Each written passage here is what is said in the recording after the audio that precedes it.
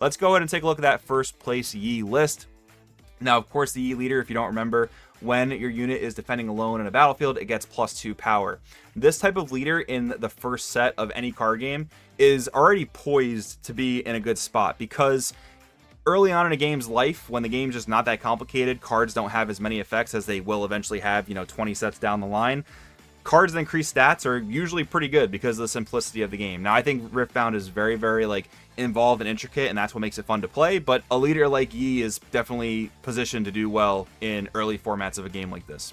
For our battlefields, I'm very surprised to see Arena's Greatest. It makes this look like a much more aggressive version of Yi because you're getting that early point score. A lot of Yi lists that I see, you play 3 battlefields that you just want to control and hold, and you do definitely see that with Fortified Position and the Dreaming Tree, because you want to just take control of those positions and never let that control be taken from you, because you get very high value effects from maintaining hold of these battlefields. Going to the units, Water of Wielders, Shield Poro, the 1 Master Yi, very, very standard. What's really cool about this game in general is that because of the Chosen Champion mechanic, you can just play the 1 Yi and have access to it at any time you need, and you don't have to play any more copies in your deck if you don't want to.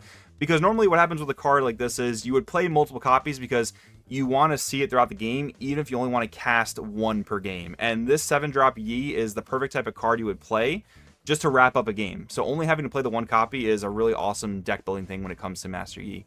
But the rest of the lineup is very, very interesting, though. The Warwick thing that we saw before, very cool. I'm going to jump ahead a little bit and just talk about the fact that we have the Katarina card, the Spinning Blades. I can't remember the name, and it's not in front of me here, obviously.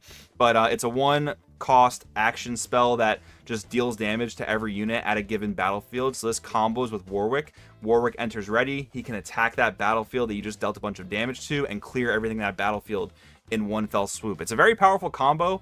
I think it's only good in certain matchups, though, because I think a lot of players, they're going to learn over time that you don't have to really flood battlefields in most, at least early mid-game scenarios. When it gets to late game and you're trying to win via hold, yes, that's going to be a really great combo to kind of clear your opponent's hold over a battlefield when they might have way too many stats.